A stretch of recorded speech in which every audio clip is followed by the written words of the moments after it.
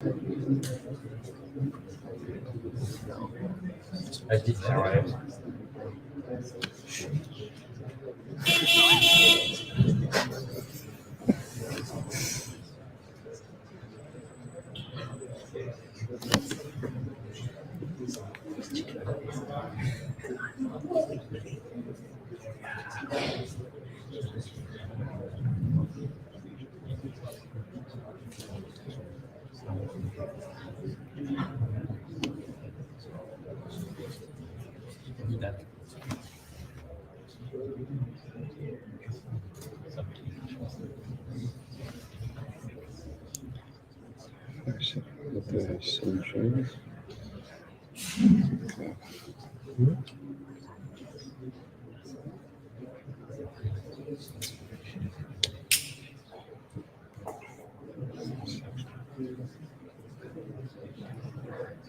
Manana, I'm ready when you are.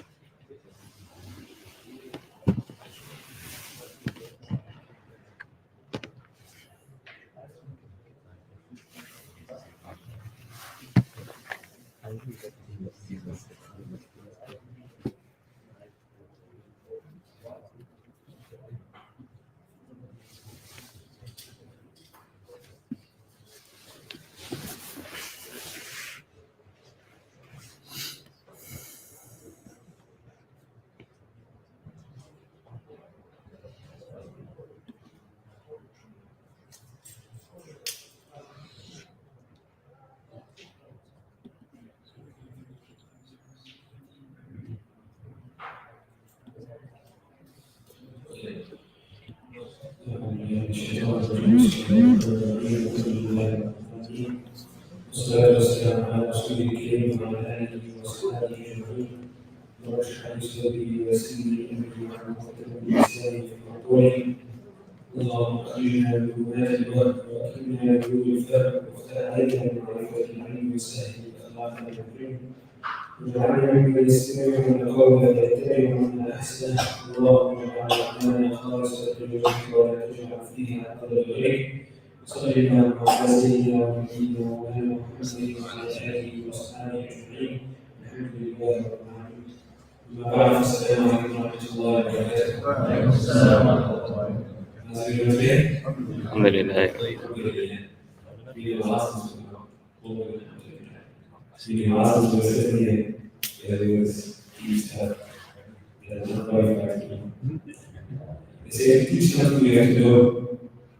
I don't know if I understand. So, but I'll move to this, but I will give previous lessons. I'm going to try and have told us about the inshallah. Allah subhanahu wa ta'ala will open up for us in this test. We need and God. So, we see what that Hikam Ibn Ata'illah is today. And which based on the actions, I think last day, Basically, Ibn Ata'illah, he was a Gnostic, a doer of Allah subhanahu wa ta'ala, and he had compilations of sayings, and these sayings capture his illuminated state. And on account of that, since his time, ulama often have commented on and unpacked these statements of his because they give us a glimpse into the state of one who knows Allah subhanahu wa ta'ala. And so we read it, hoping to learn from it, and hoping to be illuminated by what remains of these statements. And all of this eventually goes back to Rasulullah sallallahu alayhi wa sallam. I mentioned to you before that our way is the way of people. You cannot, one who tries to converse the path of Allah subhanahu wa ta'ala without knowing his religion, as often if you want, and he has to get you often, he's bound to use his word. We need guidance. The guidance can come in many ways, shapes, and forms. But it always gets passed from a heart to a heart. A living being to a living being. This being around is not passed merely through books. When it's passed to the books that are being taught by people, or the books capture something that is written by heart. And that's why we have a tradition of people who study and teach these things. Because this legacy of art must go from person to person. That's why I said before, and I said again, when Allah subhanahu wa ta'ala described our way to us, the way of Islam, what is that one to make it 70 times a day? اهدنا الصراط المستقيم صراط الذين غير المغضوب عليهم ولا الضالين. Allah doesn't describe the path by its actions. Allah doesn't say, guide us to the path of Salah, guide us to the path of charity, guide us to the path of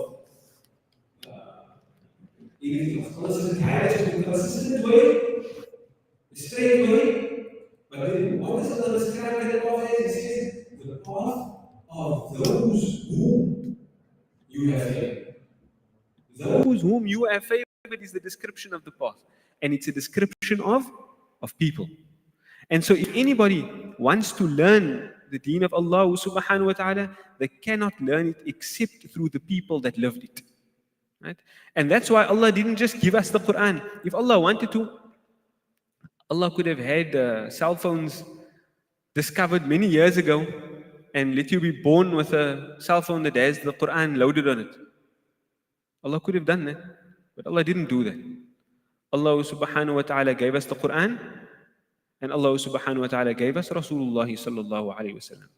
And what was he sallallahu alayhi wa sallam? He was an embodiment of the Quran. Right? He was an embodiment of the Quran. That's why when Aisha radiallahu anha was asked about him, she said, كَانَ خُلُقُهُ الْقُرْآنِ. His internal face, his internal self, it was the Quran. It was the Quran embodied, sallallahu ala Muhammad, sallallahu alayhi wa sallam. And so that tradition of having the expression of Islam being conveyed from one person to another person is one that we cannot do without. In fact, when people try to access the way without teachers, oftentimes it leads to distraction. It leads to misfortune. Mullah Muhammad was talking to you earlier about Syria, Sham, and he's doing that because of a recent trip that we had, and it had an impact on us.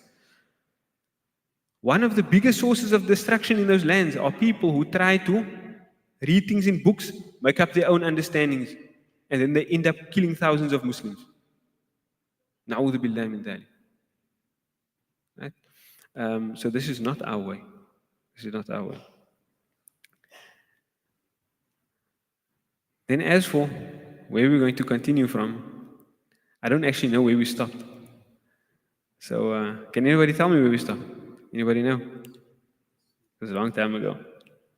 And these are things you don't necessarily read in order and read to get done with. So, you read one time and then you read it the same one from another place. So I was reading through them and thinking to myself, hey, this one sounds familiar, like I explained it before.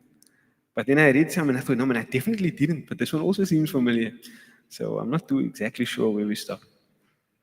Yes. 16 is a very long one. Did I explain that one? Okay. I was thinking 17. But we'll start with 16, inshallah. طيب. But before we get into it, by and large, the first section, in fact, at number 16, is where some of the commentators of the Hikam, they say that's where the first, like chapter, if you want, of the Hikam ends. Right? Where Ibn Ata'illah, rahimahullah ta'ala, is speaking about action. And after this, from number 17, he's going to speak about adab ma'allah. Right? From number 1 till number 16, he's speaking about al-amalu wa ma warada fi. This is what Ibn Ajibah, one of the main commentators on the Hikam of Ibn Ata'illah, in his book, the one that I'm sitting with here, Iqadul Himam, he says, this is the end of the chapter on al-amalu wa ma warada fi, on action and what has come regarding that. And wurudia can mean something particular which we discussed before. Like a warid is something that comes to you from Allah subhanahu wa ta'ala, inspiration almost if you want from Allah. So it's a chapter on action and what Ibn Ata'illah rahimahullah ta'ala was inspired with by Allah subhanahu wa ta'ala. And when I say inspired, yeah, don't get confused, right? Don't get confused. There's Anbiya who receive wahi. But other human beings after him, sallallahu alayhi wasallam, they can receive a type of inspiration as well. If they had received wahi, they would also be Anbiya. But there's no Nabi after Rasulullah sallallahu alayhi wasallam. Right? But a person he can have ilham. And even Rasulullah sallallahu alayhi wasallam, he described Umar radiallahu anhu like that. He was a person that was mulham. He was a person that was inspired. And that's why at times, the Sahaba would be confronted with a plethora of choices. And on a few occasions, the suggestion of Umar radiallahu anhu, or the opinion of Umar radiallahu anhu, confirmed or it was in accordance with what Allah subhanahu wa ta'ala revealed after he expressed his opinion. Right? So Umar radiallahu anhu expressed his opinion. And at times even the opinion of Rasulullah sallallahu alayhi wa sallam would be contrary to that. Right? And then Allah subhanahu wa ta'ala would send revelation to Rasulullah sallallahu alayhi wa sallam that was similar or in accordance with what Umar radiallahu anhu's opinion was. Don't ever think that doesn't make Umar radiallahu anhu better than Rasulullah sallallahu alayhi wa sallam. No. Never, can never be. Rasulullah sallallahu alayhi wa sallam is khayru khalqillahi kullihim. He is the best of Allah subhanahu wa ta'ala's creation, bar none. But these could also be points of lesson for us. That Rasulullah sallallahu alayhi wa sallam, even he could not override the revelation with his opinion. And so it could be points of teaching for us. Right? In fact, it is points of teaching for us. That Allah subhanahu wa ta'ala, because even when Rasulullah sallallahu alayhi wa sallam uttered an opinion that revelation would later change, we know that Rasulullah sallallahu alayhi wa sallam, وَمَا يَنْطِقُ عَنِ الْهَوَىٰ إِنْ هُوَ إِلَّا وَحْيُ يُوحَىٰ, even that's a form of inspiration to him sallallahu alayhi wa sallam, that Allah made him articulate so that Allah subhanahu wa ta'ala could reveal differently to him in the form of wahy of Quran, and we could then learn that if even Rasulullah sallallahu alayhi wa sallam could not go against the teachings of the Quran with his own opinion, then how can anybody else after him? Right? So don't be duped by that.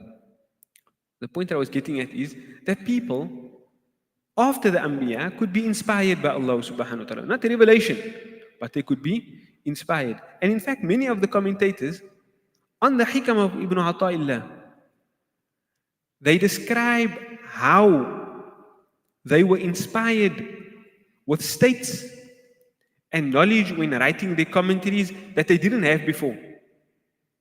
You know, one of our great influences, who would love to call our teacher, but I wasn't fortunate enough to sit in his presence physically, but we learned a lot from him, rahimahullah ta'ala, was Al-Imam al-Shaheed, Shaykh Muhammad Sa'id Ramadan al-Bhuti. Mullah Yahya is teaching one of his books in the morning. He also has a commentary on the Hikam of Ibn Ata'illah. And in the introduction to the second volume, he says that, he was teaching the Hikam and writing down his lessons, compiling it into a book form. And everything was going smoothly until one day he came to a class and he said, it's as if whilst he was teaching, everything was just flowing from him. He could present, he could connect the saying of Ibn Ata'illah and ground it in what was revealed in the Quran and Sunnah of Rasulullah sallallahu alaihi wasallam, and present examples and practical manifestations of that. Until he came to a certain hikmah that he sat in the class and, he came to teach it. But when he sat in the class, he sat in front and said, you know what? Actually, I don't understand this. Like, I don't know what it means. And then he said, you know what? Okay, we'll carry on. We'll do the next hikmah. And we'll get back to this one, inshallah.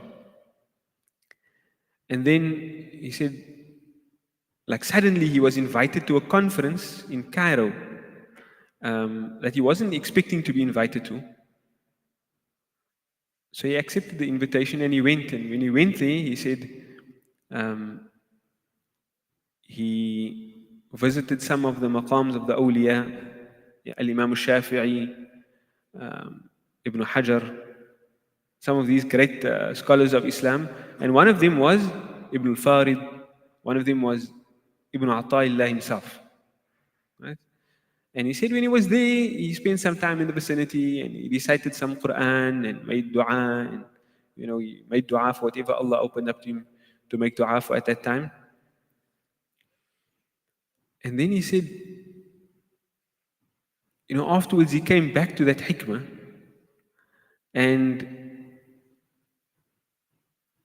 he didn't have any idea of what it was before, but then meanings just started to pour forth from him. And he could write down and jot down all of those meanings.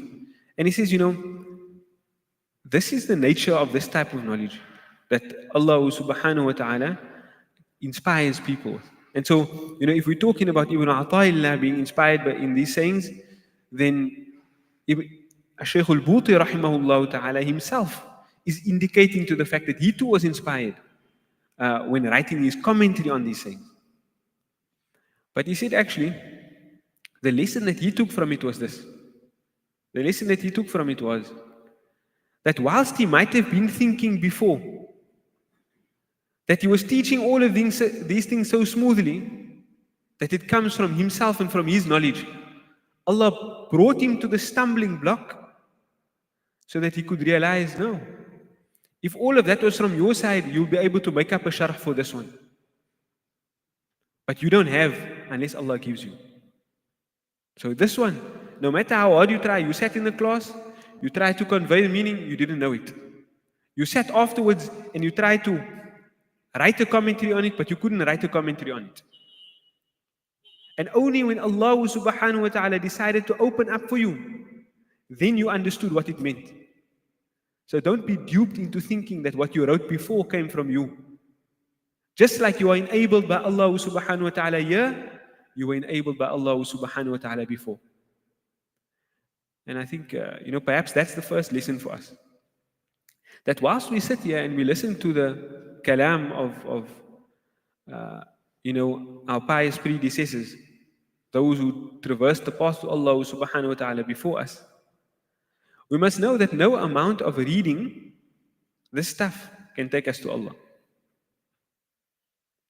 It's only Allah who can take us to Allah. It's only Allah who can take us to Allah. And therefore, before we read the words, we must ask Allah subhanahu wa ta'ala to open up for us. Right? Because sometimes our reading this is only an expression of our desire to journey to Allah. Our reading this is not because we know, and even my reading it and sitting here and talking about it, I'm actually doing it for myself, to be honest with you. Astaghfirullah. Right? And hopefully we can share in the benefit. Right? But the reason that we're reading it is simply an expression of our desire, of our longing to journey to Allah subhanahu wa ta'ala. And hopefully Allah subhanahu wa ta'ala, He takes us to Him. And our hope is that Allah subhanahu wa ta'ala doesn't bring anybody to the door except that He wants to open it for them. Ameen, ya Rabb. So in the first chapter, those hikam that we were speaking about, it was about action. But if we read through them, you'll see some of them don't seem like they're talking about action. Right? And so Ibn Ajiba, rahimahullah ta'ala, he says that he's speaking about action, but action is of different types. There's action that is encapsulated in the outward actions from your limbs, and we refer to that as Islam. And there's actions of your mind, and that we refer to as Iman. And there's actions of your heart, and that we refer to as Ihsan. Right? Or Sharia, the outward expression of Islam, or what might refer to as Sharia, and Haqiqa and Tariqa, or those two can be synonymous. Right? Learning the realities of things and learning the way to journey to Allah subhanahu wa ta'ala. So he started off by telling us, look here, whatever your action is, don't depend on your action. Wasn't that the first one? من علامات الاعتماد على العمل. How does it go? من علامات الاعتماد على العمل.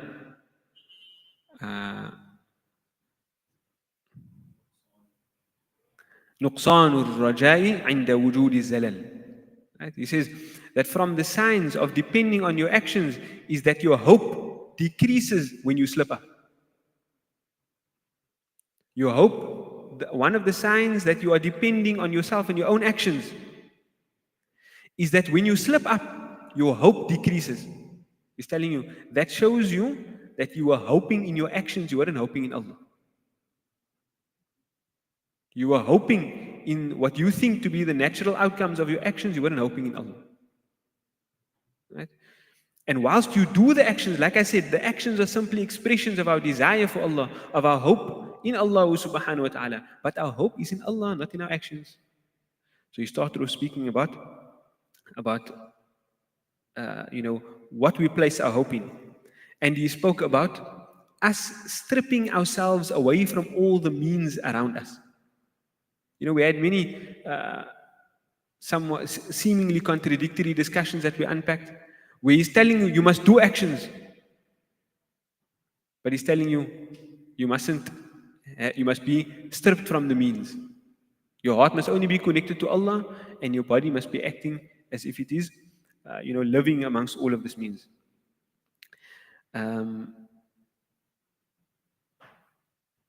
He spoke about, when we make dua to Allah subhanahu wa ta'ala, how we shouldn't lose hope, and we should know that everything comes on its time. And he spoke about a number of other things in that regard. Some that pertain to our outward actions, then some that speak to our beliefs, and some that speak to our states. And so I'm going to start with the last one of these 16, inshallah ta'ala. It's quite a long one. And we'll start to unpack some of it, inshallah. Will you do it? Okay, then I'll just read it anyway.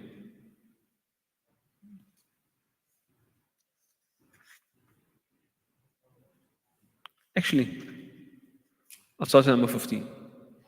Why not?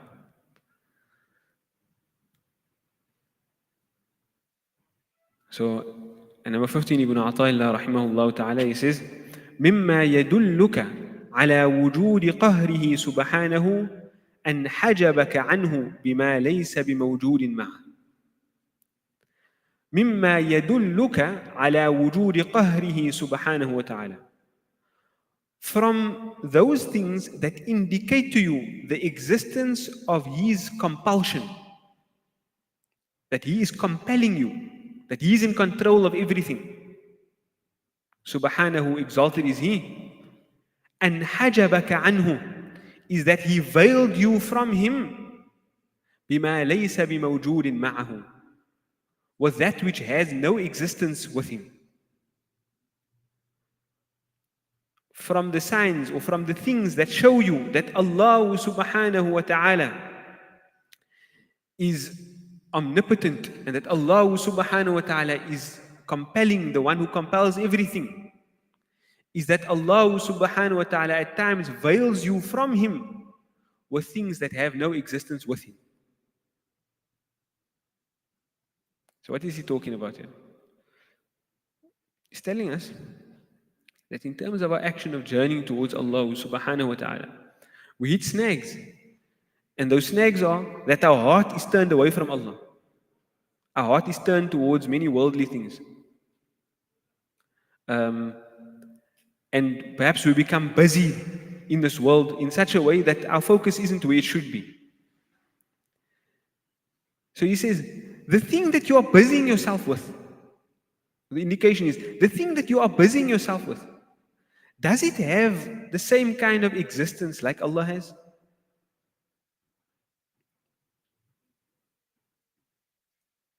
And the answer is there anything that has wujud ma'allah, that has existence with Allah? Allah has existence, right?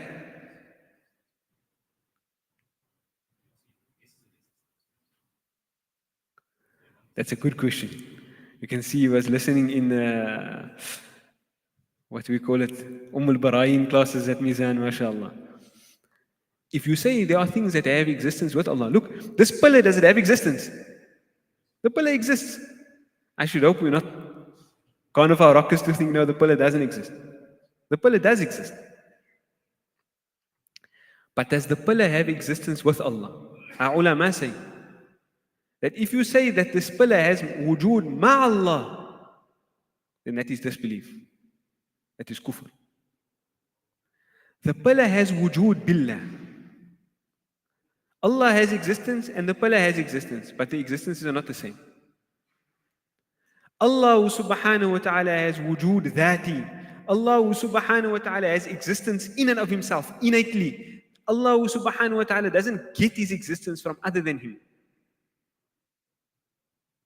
In fact, it's his existence that brings about the existence of everything else.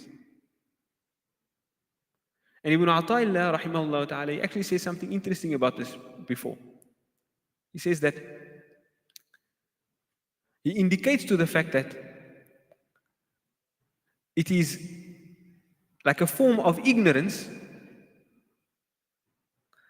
that somebody sees something without seeing Allah subhanahu wa ta'ala. In fact, he indicates to it being a form of ignorance that somebody sees something and says, therefore Allah. Because of the pillar, I know that Allah exists. You ask the question, when was Allah ever obscure? When was Allah ever hidden from you? Such that you needed to use something else as a proof to say He exists. No, the heart that is illuminated, he sees Allah and therefore everything else. His starting point is that Allah exists and that's why everything else exists. Not the pillar exists, that's why Allah exists. Not I exist, that's why Allah exists. But rather his heart knows that Allah subhanahu wa ta'ala exists. And he says, Allah is, therefore I am. Not I am, therefore Allah is. He says when you have to rationalize things from the point of I am, therefore Allah is, I exist, and therefore there must be one who brought me into existence. He says you haven't yet arrived at where you need to be. You're still in the realm of dealing with the mind, not with the heart. The heart knows Allah subhanahu wa ta'ala exists. that was imprinted in the heart. When Allah subhanahu wa ta'ala had us on the plains of Alastu, when Allah subhanahu wa ta'ala asked us before we came into this world, Alastu bi Rabbikum, when Allah subhanahu wa ta'ala took all the souls, brought all the souls out and asked them, before we came into this world, am I not your Lord? And they all said, Bala, shahidna ala anfusina, that we testify against ourselves. That yes, you are certainly our Lord. Right? So may Allah subhanahu wa ta'ala take us from that moment of seeing other things and then being reminded of Allah, but rather we focused on Allah subhanahu wa ta'ala and we see everything else as a manifestation of Allah subhanahu wa ta'ala's doing. Because every single thing in existence is actually just an act of Allah. Everything else in existence is simply an act of Allah. What act of Allah? What does Allah subhanahu wa ta'ala say? إِنَّمَا أَمْرُهُ إِذَا أَرَادَ شَيْئًا أَن يَقُولَ لَهُ kun fayakun. Right? Whenever Allah subhanahu wa ta'ala desires that something be, whenever Allah subhanahu wa ta'ala wills that something be, He says to it kun, and then it is. And so no matter what is in existence, it's a product of Allah subhanahu wa ta'ala's creative action. It's a product of Allah. And so we see Allah subhanahu wa ta'ala first, and we see everything else as a manifestation of Allah. Now that might seem like, look here, you're being frivolous about this or whatever. No. It has a real and profound impact on how we interact with everything around us. When our starting point of things is, Allah is and therefore this is. Right? Because then what happens is, and number 17, we'll start speaking about this. When we start thinking like that, then I don't look at my condition and think about my condition and be happy or sad on account of my condition. No. Then I'm thinking about Allah. And when my mind falls on my condition, my mind thinks to itself, this is an expression of Allah's doing. So whether I find myself broken, or I find myself in depression, or I find myself in happiness, or I find myself in affluence, or I find myself in worship, or I find myself in business, or I find myself in sin, or I find myself in obedience, or I find myself in any situation, I know that I only find myself here because Allah wanted me to be here. And when I know that I am where I am because Allah wanted me to be there, then all that I'm looking for is, with curiosity, where does Allah take me from here? But because it comes from Allah, I'm never unhappy. I don't know if I must share this. But one of the so coming to my mind and I'm sitting here. So I'll share it with you, inshallah. One of the most spiritual things that I felt in my life, one of the moments that I felt closest to Allah subhanahu wa ta'ala, I can't remember if it was last year or the year before. I think it was the year before, when I was sitting here. And my arm was broken. And I had just gone to the hospital for a checkup. And it was when I broke my arm, they told me, like about 6 to 10 weeks, this thing will be healed. And then I went, and I think it was 11 weeks. And my bone was as broken as it was the first day I went in for X-ray. And obviously when I went to the hospital in the morning, I was pretty down. But then I thought to myself, man, the doctors don't know what it is. They can't tell me why it is that the bone is not coming together. And they're asking me, do I drink alcohol? Do I smoke? Do I do all this stuff, that all slows down bone growth? At the time I was using a steroid cream for something. I'm explaining to them. They tell me, no, it won't have any effect because you're not using it there. There's a cost over there. They can't figure out why it is. And then I thought to myself, you know what, man? That reminded me to turn to Allah.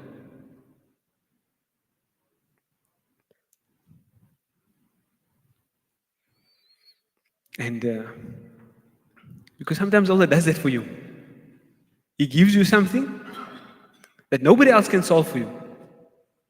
He gives you a sickness sometimes. He gives you a difficulty that nobody else can solve for you. Sometimes you can't speak to any about it. Sometimes even if you explain it to them, they can't understand it. But Allah gives that when you're thinking about it right. And I don't know if I wasn't thinking about it right initially, but when I came to class, then I was thinking about it right, alhamdulillah. Right? When you're thinking about it, that Allah is, therefore the state is.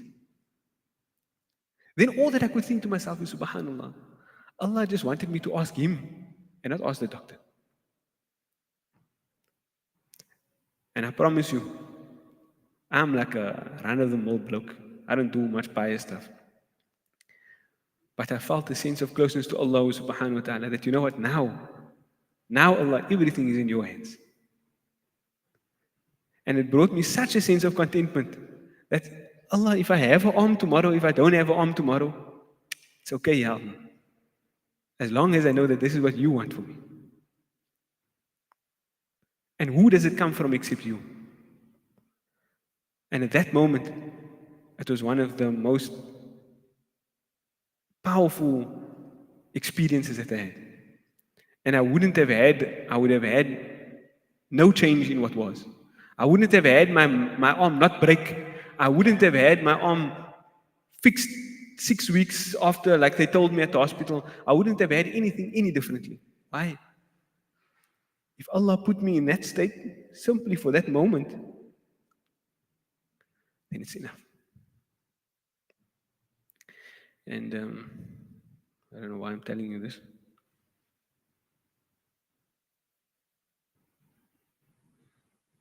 But I told it to you anyways. And yeah, I don't know what is my train of thought. We were talking about the fact that sometimes Allah subhanahu wa ta'ala veils you with something that doesn't have existence with Him. Right?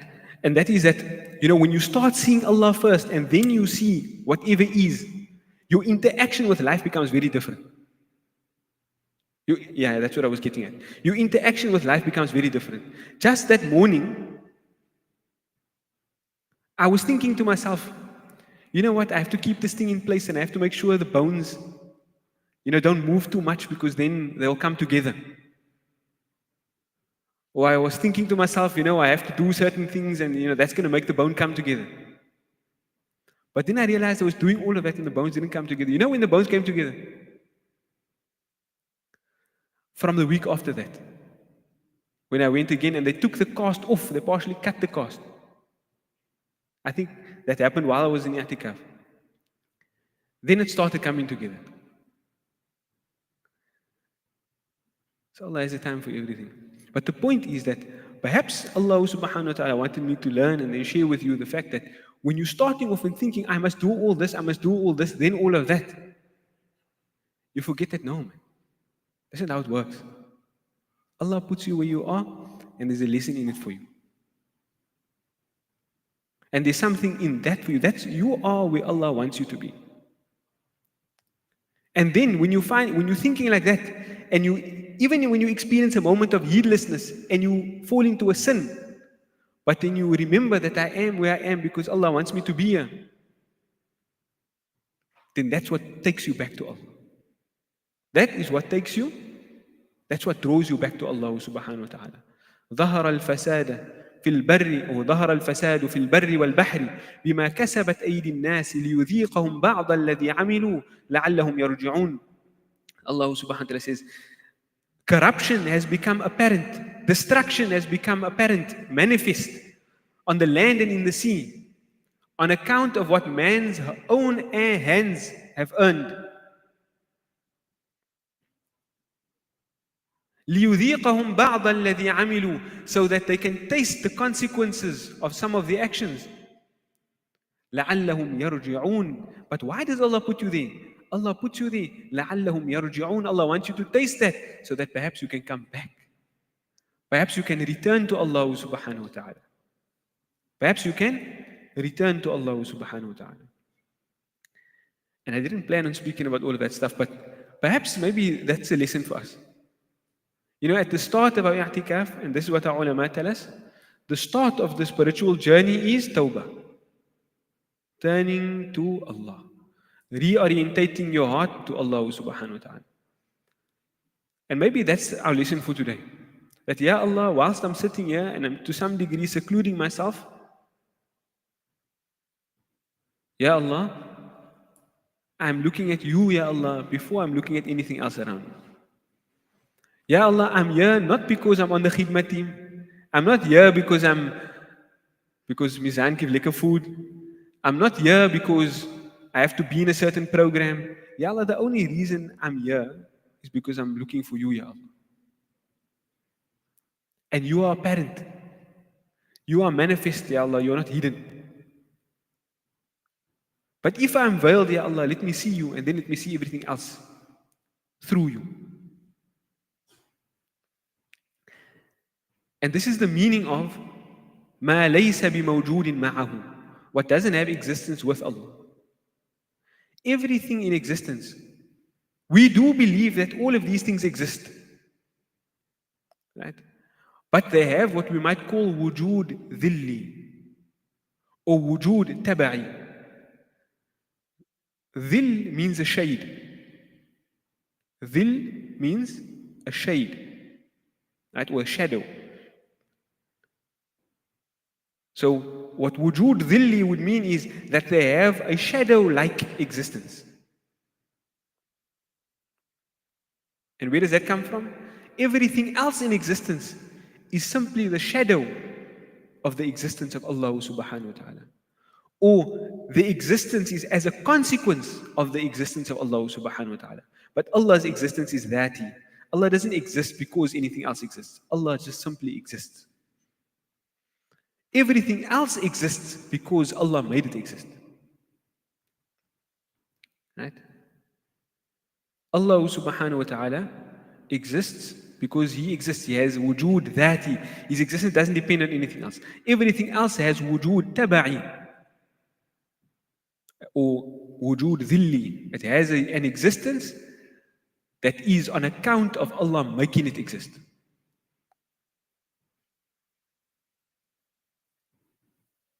And that's why Ibn Ata'illah in number 16, I'll just read this and end for that. He says, كيف يتصور أن يحجبه شيء وهو الذي أظهر كل شيء. How can it be fathomed?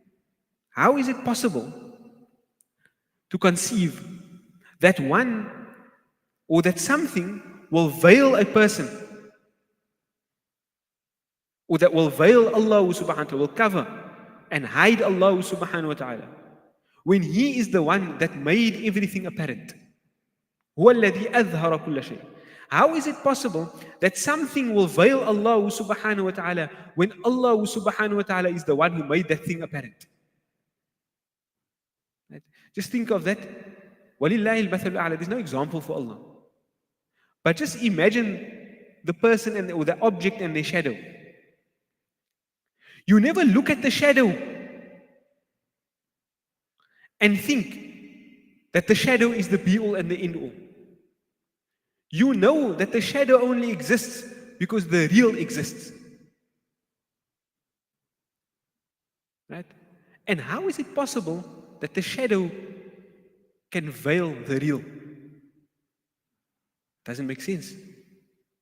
How is it that the thing that has wujud dhilli, the shadow-like existence, can veil you from the one who has true existence, the thing that it is a shadow of? We have to ask ourselves this. Because I don't know about you guys, may Allah subhanahu wa ta'ala make all of your hearts illuminated, but I know in myself. In fact, when I was driving to here, I was thinking to myself, one's heart shouldn't be busy when they engage with Ibn Ata'illah. But my mind was thinking about a million things. My mind was thinking about a million things, to be honest with you, right? But then you think to yourself, how is my heart thinking about these million things when it's supposed to be busy with Allah? How is it thinking about the key of the trailer and the porta filter that I must give to Malana Ra'is and all this stuff? How is the heart busy with that? These things that have shadow existence. when the heart is supposed to be busy with Allah. And you know, sometimes the most apparent place that we experience it is in our salah. We like have to bring ourselves back to our salah. Because somehow I saw the guy in front of me, he has on a nice face.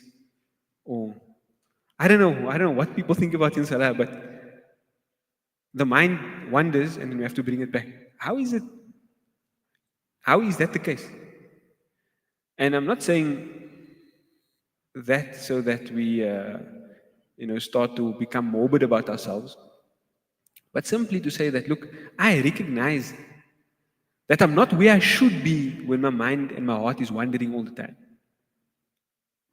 I'm supposed to try and get my heart still with Allah subhanahu wa ta'ala.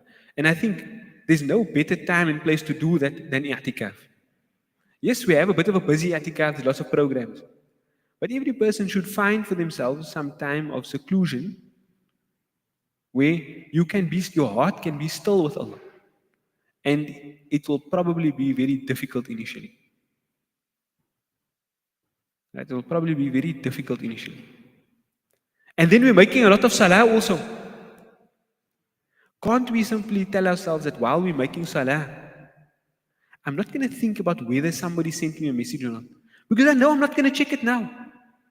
I can't check it while I'm in salah. So at least tell yourself, whilst I'm making salah, Ya Allah, I know I'm not going to do any other actions. Let me practice keeping my mind and my heart focused on Allah subhanahu wa ta'ala. And if that's our start, then hopefully it will be an upward journey from there. So, two things. Tawbah. What's tawbah? Reorientating. Turning our heart towards Allah. And the second thing is a moment of seclusion, uzla. Let your heart be steady with Allah subhanahu wa ta'ala for a few moments. It might be difficult to do it outside of salah. Right? I know sometimes I'm reading something that I'm very engrossed in, but my phone is next to me and every few minutes I'll check the time or I'll check why?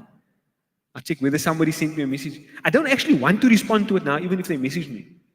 And how important can it be if I'm not expecting it? But somehow we just do it anyways. We're addicted to these things. Right? But most of us, at least we know that whilst I'm making salah, I'm not going to check it. Like I would be very surprised if I see somebody whip out their phone during Taraweeh and check some messages. Or maybe they're reading Quran on their phone, so a WhatsApp message comes through, let me just check this quickly, it's a short movement. No, nobody does that. Right? Even like an ordinary bloke with no piety at all, he's not going to think, his mind might be wandering, but he's not going to do other things while he's making salah. So at least we can tell ourselves for a start, whilst I'm making salah, before I start making salah, I'm telling myself, I'm cut off from everything now. I don't care whether I'm going to get a message now. I don't care about anything else now. These 2 rakat are soon they're going to be finished. And then I can think about that. But whilst I'm busy here, I'm going to try to keep my heart focused on Allah. Right? And inshallah, whilst I'm making dhikr, whilst I'm sitting there and I'm making dhikrullah, I'm going to think about the dhikr I'm making. I'm going to think about Allah subhanahu wa ta'ala. I'm not going to think about the milkshake I'm going to get after this. I'll think about that after this. Because even if I think about it now, I'm not going to go get it now. So why waste this moment that I have? Right? So may Allah subhanahu wa ta'ala for today grant us 2 things. Tawbah, reorientating our heart towards Him, and then allowing our hearts to remain steady and still with Him, inshallah. And hopefully we don't delude ourselves into thinking that just by wanting it, you're going to have everything. No, we start off with a little bit, and we practice. But it's not our practice that gives us the result. It's Allah subhanahu wa ta'ala's favor upon us. So may Allah subhanahu wa ta'ala give us that. May Allah subhanahu wa ta'ala grant our heart the openings. And when we receive it, we are not duped into thinking much of ourselves, but we know it's only a gift from Allah subhanahu wa ta'ala that we have to show gratitude for. And the gratitude starts with humility, in knowing that it doesn't come from me. It comes from Allah subhanahu wa ta'ala. We're in there for now. وجزاكم الله خيرا وآخر دعوانا أن الحمد لله رب العالمين. Are there any questions before we end?